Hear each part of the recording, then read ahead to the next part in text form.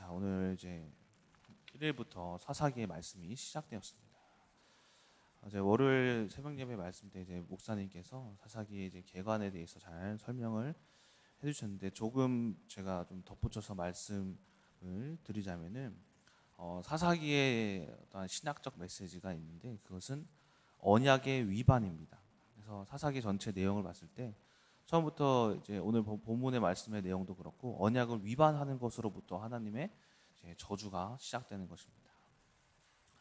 그래서 여호수아서의 많은 이제 승리하는 그런 장면과는 다르게 이제 사사기서는 어떠한 실패에 초점이 맞춰져 있습니다. 그래서 사사기서는 부정적인 필체로 그려지고 있음을 우리가 볼 수가 있습니다. 또 다른 특징으로는 이제 대사사 6명, 소사사 6명에서 총 12명의 사사가 등장을 하는데 이제 소사사들은 스토리가 소개되지 않았기 때문에 소사사라고 이제 불립니다. 대사사들의 특징도 찾아볼 수가 있는데 이것은 무엇이냐면은 대사사들은 이제 뒤로 이제 등장하는 사사일수록 불완전함을 나타냅니다. 드러냅니다.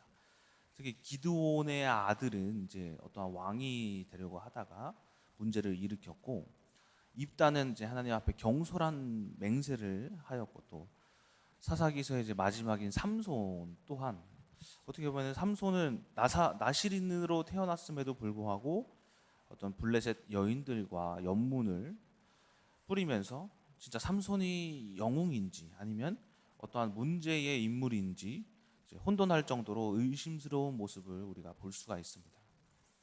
자, 이러한 모습으로 볼 수 있는 이제 사사기의 특징은 이제 그들이 이제 왕이 없음으로라는 문장이 4번 반복되면서 어떤 경건한 왕의 필요성을 부각시키고 또 이후 왕권 시대의 시작을 알립니다. 또 다른 특징으로는 사사 시대는 반복되는 순환 구조를 가지고 있죠. 이스라엘의 죄로 인해서 압제의 시대가 오고 이제 강구하여 사사를 통해 구원의 시대가 오므로 평화의 시대에 도달하는 이런 5가지 반복적인 구조를 띠고 있습니다. 또 다른 특징은 여호와의 영의 일하심입니다. 여호와의 영이 이스라엘의 사사들에게 임하여 그들이 구원을 이루시는 것을 통하여서 사사들이 태어나자마자 여호와를 위해서 일해야겠다가 아니라 영이 임함으로써 일하시는 것을 우리가 또 볼 수가 있습니다. 자, 저는 오늘 본문의 말씀을 통하여 여러분들께 드릴 말씀은 무엇이냐면은 바알과 아스다롯의 죄라는 제목으로 말씀을 나누도록 하겠습니다. 먼저 이제 하나님의 형상을 닮은 우리들은 인간들은 어떻게 보면은 존귀하고 아름답고 또 신비롭고 보배로운 존재다라는 것입니다. 하지만 한편으로는 안타깝기도 하고 불쌍하기도 하고 그렇게 나약할 수도 없고 연약하고 늘 누군가를 의지해야만 하는 그런 연약한 존재다라는 것입니다. 자, 오늘 본문에서 이스라엘 백성들은 왜 죄를 지었을까라고 한번 제가 묵상을 해봤습니다. 어째서 하나님을 이스라엘 애굽 땅에서 구원하신 하나님을 옆에 두고 바알과 아스다롯을 섬겼을까? 먼저 그 이유에 대해서 우리가 아시려면은 인간의 특성을 먼저 우리가 이해를 하셔야 합니다. 인간은 창세기 3장 이후에 어떤 거주지를 잃어버렸어요. 에덴 동산에서 쫓겨남으로써. 그래서 이제 나그네 인생, 떠돌이 인생을 살기 시작합니다. 이러한 실태로 인해서 인간에게 어떠한 마음이 들어오냐면은 창세기 3장을 보면은 이제 아담이 이렇게 이야기합니다. 창세기 3장 10절에 하나님께서 어찌하여 너희들이 숨었냐 할 때 아담은 내가 두려워 숨었나이다 라고 이야기를 합니다. 그러니까 창세기 3장 이후에 타락한 인간의 마음속에는 무엇이 들어왔냐? 두려움, 불안이라는 것이 마음에 들어왔다라는 겁니다. 자, 그래서 인간은 이처럼 늘 어떤 것을 가지고 살아가냐면은 두려운 마음을 가지고 살아가는 거고 또 불안한 마음을 늘 가지고 살아가는 거예요. 그래서 그 두려움과 그 불안함을 없애기 위해서 인간들이 많이 하는 것이 무엇이죠? 사주 잘 많이 보잖아요. 사주, 팔자, 그죠? 내 뭐 이름도 어디 가가지고 계명에 오기도 하고, 또 경제에 대한 부러움, 불안함으로 인해서 우리가 그 무당을 찾아가서 내가 경제가 이거 어떻게 사업을 할 건데 뭘 하면 잘 될까 이런 거 물어보기도 하잖아요. 그렇죠? 어떤 목사님, 사모님은 이제 무당을 찾아가가지고 우리 목회할 건데 어디다가 목회하면 잘 되냐 이런 거 물어보는 사모님도 있대요. 자, 이처럼 어떤 미래에 대한 두려움과 불안함으로 인해서 내가 그것을 해소하기 위해서 내 미래를 알기 위해서 사단을 찾는다라는 거예요. 그래서 사주팔자, 뭐 타로, 점, 오늘의 운세 진짜 많이 보더라고요. 오늘의 운세를 정말 많이 봐요. 특히 인터넷이 요즘에 그렇게 많이 발달돼서 오늘의 운세 이런 것들을 막 보기도 한다는 것입니다. 자, 이는 무엇을 의미하느냐? 여러분이 이제 잘 아시는 이제 생태쥐 페리의 어린 왕자 책 아시죠? 그 책에서 꽃이 이런 말을 해요. 꽃이 뭐라고 하냐면은 인간들은 참 불편하겠어. 왜냐하면 뿌리가 없으니. 자, 인간이 왜 이러한 점을 보고 사주를 보고 왜 불안해하고 왜 두려움에 떨면서 사느냐? 그 이유가 무엇이냐? 뿌리가 없기 때문이다라는 겁니다. 인간의 뿌리를 지금 잃어버린 상태라는 겁니다. 자, 나무들은 땅에 뿌리를 내리잖아요. 그렇죠? 또 물고기들의 뿌리가 뭐예요? 물이란 말이에요. 물. 새들은 나는 것이 그 뿌리예요. 하늘. 자, 그렇다면 인간은 도대체 어디에 뿌리를 내려서 살아야 하냐라는 거예요. 그래서 현재 인간들은 뿌리가 뽑힌 그런 상태에서 정처 없이 떠돌아다니는 나그네 인생, 그런 떠돌이 인생으로 살아갈 수밖에 없다라는 겁니다. 자, 그래서 인간들이 어떠한 노력을 하느냐? 뿌리 내리기 위해서 두려움과 불안을 없애기 위해 안정된 뭐 직장이나 또 부족함 없는 경제를 위해서 돈을 계속 버는 그런 행위나 또 행복한 가정을 위해서 수많은 노력을 하잖아요. 하지만 인간들이 이제 이런 안정된 직장이나 가정, 이런 것들 경제를 막 이루려고 한들 과연 그것에 뿌리가 내려 내 불안함, 내 두려움이 사라질 수 있을까요? 아니다라는 거예요. 왜? 인간들은 또 그 사회에 있어서, 가정에 있어서, 생활하는 데 있어서 어떤 문제가 있냐? 갈등이라는 문제가 생긴다는 거예요. 그러니까 계속해서 우리는 불안함과 어떤 두려움에서 벗어나지 못한다는 거예요. 그 갈등으로 인해서. 사람과의 관계에 있어서 갈등이 있다는 말입니다. 그래서 갈등이 여러분 무슨 뜻인지 아세요? 갈등?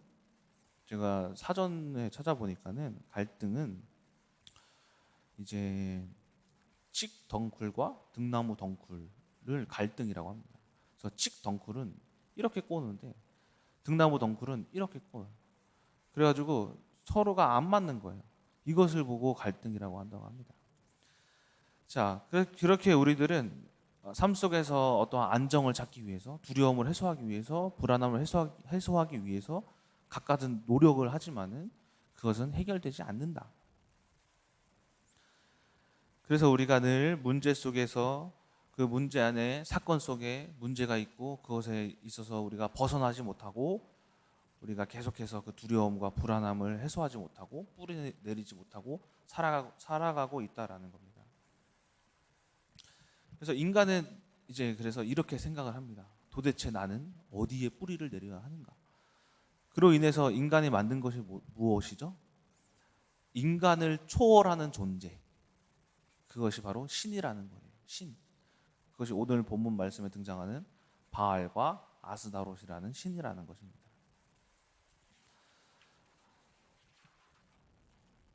자, 이제 바알과 이제 아스다롯에 대한 이제 이야기를 해드리도록 하겠습니다. 역사적 배경을 살짝 보자면은 이스라엘 백성들은 이제 가나안 땅에 들어가기 전에 어디에 있었어요? 광야에 있었는데 이 광야를 막 떠돌면서 헤매던 어떤 민족들이냐면은 유목민이었단 말이에요. 유목민. 근데 가나안은 뭐예요? 가나안은 어떤 정착된 곳에 있는 어 그 뭐냐 농경민이 있어요. 농경민. 그렇죠? 근데 떠돌아다니는 유목민이랑 농경민이랑 비교해 봤을 때 어디 문화가 더 발달하겠어요? 떠돌아다니는 사람이 발달하겠어요? 아니면 그 농경민들이 더 문화가 발달하겠어요? 농경민이 더 발달한다는 거예요. 그 정착함으로써 거기서 문화를 계속 만들어가고 계속 발전한단 말이에요. 그렇죠? 그런데 이렇게 광야를 떠돌던 이스라엘 백성들이 이제 가나안을 이렇게 딱 정복하고 보니까는 뭐가 딱 있냐면은 문화가 있는 거예요. 문화가 있고 뭔가 인간들이 이제 뿌리를 내려 하는데 그 사람들을 보니까는 뿌리를 내린 것 마냥 어떠한 기름지고 좋은 땅에서 안정적인 그런 생활을 하고 있었단 말이에요. 그 가나안 사람들이. 그래서 이스라엘 백성들이 딱 보니까는 그 가나안이 가지고 있는 그런 어떤 문화랑 뭐 정치적인 것이나 뭐 많은 것들이 굉장히 좋아 보인 거예요. 그 중에 하나가 무엇이냐면은 바알과 아스다롯이라는 그 신이 굉장히 좋아 보였단 말이에요. 왜? 그 신, 그 신들은 그냥 신이 아니라 어떠한 특징을 가지고 있는 신이었단 말이에요. 자, 그래서 이스라엘 백성들은 이 신을 섬기기 시작하는데 이 신의 특징을 말씀드리자면은 바알은 어떤 신이냐면 어떤 형상을 하고 있냐면은 머리에 송아지 투구 뿔이 달린 송아지 투구를 쓰고 있고 오른손에는 철퇴를 들고 있고 왼손에는 지팡이를 들고 있는데 지팡이 그 위에 끝에는 막 가지가 막 이렇게 갈라져 있어요. 이렇게 막 갈라져 있어요. 이 특징을 살펴보자면은 뿔은 무엇을 뜻하냐면은 이제 농경민.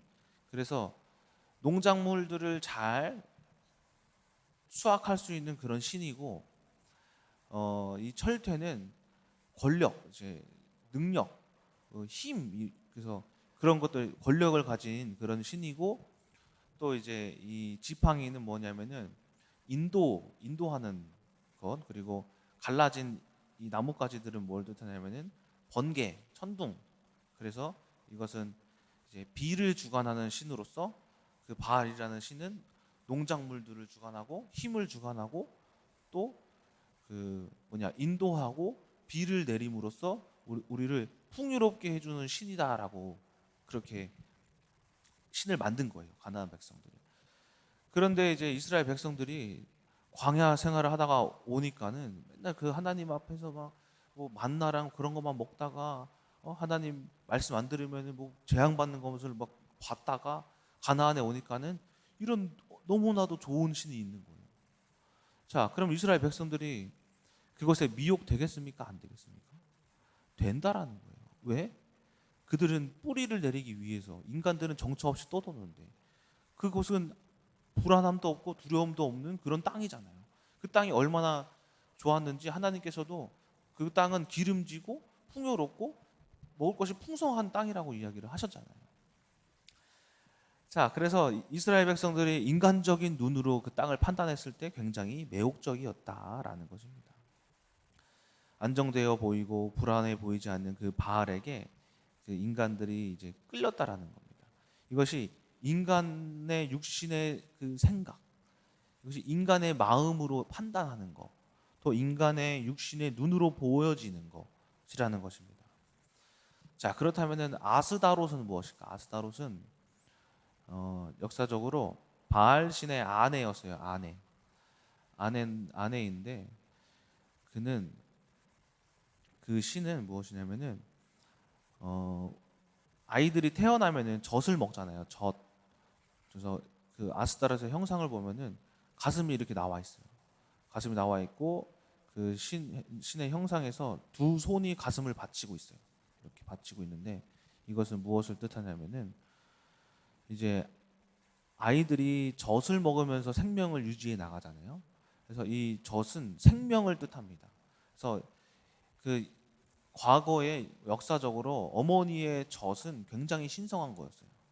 그래서 그 형상을 하고 있고, 또 엉덩이가 굉장히 커요. 엉덩이가 엄청 큽니다. 큼으로써 이제 무엇을 뜻하냐면은 다산을 뜻하고 있습니다. 다산의 신. 그래서 생명과 다산의 신으로 이야기를 하고 있는 것입니다. 자, 그래서 예로부터 사람들은 아이를 많이 낳는 것을 또 중요시 여겼고, 또 건강하게 아프지 않는 것을 중요시 여겼단 말이에요. 그리고 또 바알처럼 바알 신이 가지고 있는 능력처럼 경작물이 잘 이제 수확이 되어야 하고, 우리를 인도해야 하고, 비도 꾸준히 잘 내려야 하는 그런 조건에 있어서 이스라엘 백성들이 보기에는 너무나도 미혹되기 쉽고 유혹받기 쉽고 너무나도 경이로운 신이었단 말이에요. 이야, 이런 신이 있었구나 하면서 내 마음에 뭔가 불안함을 해결해 줄 신이다라는 거예요. 자, 그래서 그렇기 때문에 이스라엘 백성들이 어떻게 했냐? 그 가나안 땅에 들어가자마자 바알신과 아스다롯이라는 그 신에게 절했다라는 거예요. 자, 그렇다면은 이제 우리들을 한번 돌아봅시다. 우리들. 과연 우리들은 바알과 아스다롯을 과연 섬기지 않고 있을까요? 여러분들 바알과 아스타롯의 그 뜻을 아니까는 우리는 바알과 아스타롯을 과연 섬기고 있진 않은가? 한번 생각해 볼 필요가 있다라는 거예요. 자, 경제적으로 여러분 부족함 없이 살고 싶지 않으세요? 또 사업이 잘 되고 싶지 않으세요? 그리고 권력, 능력, 이런 권세를 가지고 싶지 않으세요? 또 세상을 움직일 만한 힘을 가지고 싶지 않으세요? 아프지 않고 건강하게 살고 싶지 않으세요? 자녀들을 많이 낳고 싶지 않으세요? 이처럼 우리들의 삶 속에 어떻게 보면은 내가 내 삶에 무엇이 불안해서 기도하냐면은 내 경제가 어려워서, 나에게 자녀가 없어서, 그죠? 아파서, 회사에 진급이 안 돼서, 또 사업이 어려워서, 내 꿈을 위해, 내 뭔가 비전을 위해, 내 미래를 위해 우리가 막 기도한다라는 거예요. 근데 우리가 이렇게 나의 것을 위해서 이제 기도한다는 것은, 오늘 본문의 말씀을 보니까는 우리가 이름 바알과 아스다롯이라는 신을 섬기지는 않았지만은 어쩌면 그 의미는 바알과 아스다롯을 섬기는 의미와 똑같다라는 거예요. 이것이 바로 어떤 죄냐면은 바알과 아스다롯의 죄다라는 것입니다. 자, 그렇기 때문에 이제 우리가 이 바알과 아스타롯의 죄에 있어서 우리는 어떻게 대응해야 하는가? 바로 마태복음 6장 24절에서 34절의 말씀을 통하여서 우리가 이 죄에 대해서 대응할 수가 있다라는 겁니다. 한번 제가 결론적으로 마태복음 6장 24절, 34절의 말씀을 보고 마치도록 하겠습니다. 자, 24절 말씀을 보니까는 한 사람이 두 주인을 섬기지 못할 것이니 혹 이를 미워하고 저를 사랑하거나 혹 이를 중히 여기고 저를 경히 여김이라. 너희가 하나님과 재물을 겸하여 섬기지 못하느니라. 그러니까 두 주인은 뭐냐면은 하나님과 재물이라는 거예요.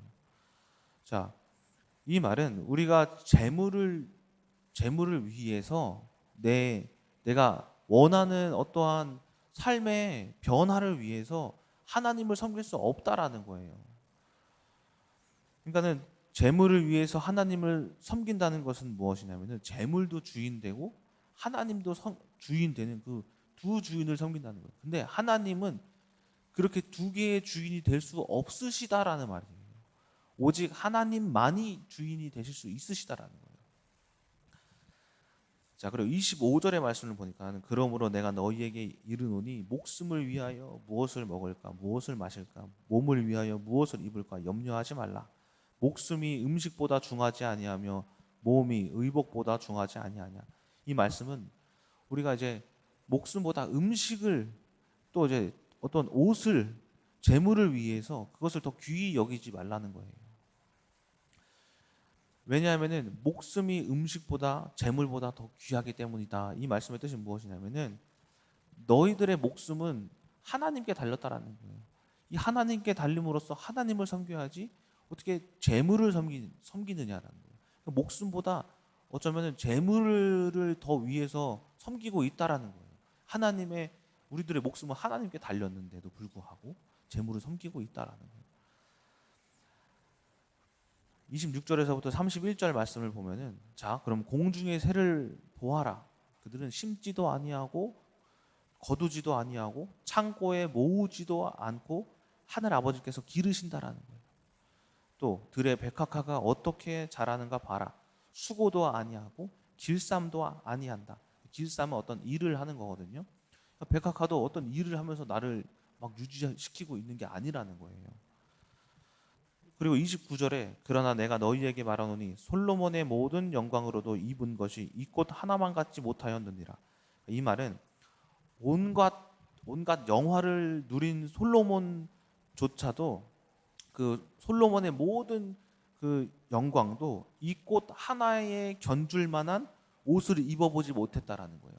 그러니까 하나님이 직접 행하시며 기르시는 것이 내가 내 힘으로 재물을 얻고 무엇을 얻고 뭐 신에게 섬기고 농작물을 얻는 것보다, 그러니까 솔로몬이 온갖 영화를 다 받았잖아요. 이 솔로몬조차도 하나님이 직접 행하시는 일에 영광도 입어보지 못한 자라는 거예요. 이 말의 뜻을 이해가 잘 되시죠?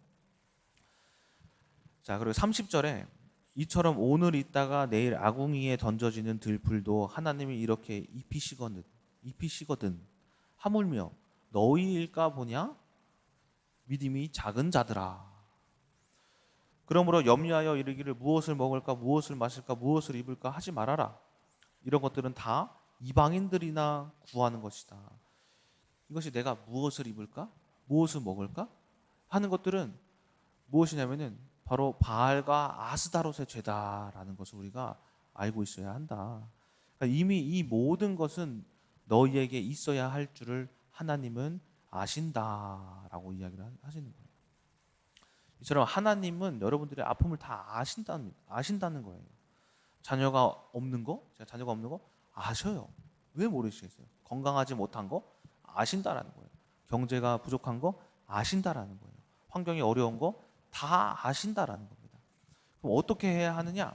33절 마태복음 6장 33절에 그런즉 너희는 먼저 그의 나라와 그의 의를 구하라. 그리하면 이 모든 것을 너희에게 더하시리라. 그러니까 우리들이 겪고 있는 경제, 뭐 불안, 염려, 걱정, 자녀가 없는 거, 어려운 거, 힘든 거, 아픈 거 이런 것들을 내가 하나님의 일을 할 때 하나님은 그것을 다 더하신다라는 그런 말씀입니다. 자, 그래서 먼저 그의 나라와 그의 의를 구하는 것이 무엇이냐면은 여러분들 모두 사역자가 되셔야 한다라는 결론입니다. 전도자가 되셔야 한다라는 그런 결론입니다. 자, 그렇다고 해서 우리가 다 막 직장을 그만두고 뭐 육아를 때려치고 해가지고 전도자가 되라는 말씀인가요? 아닙니다.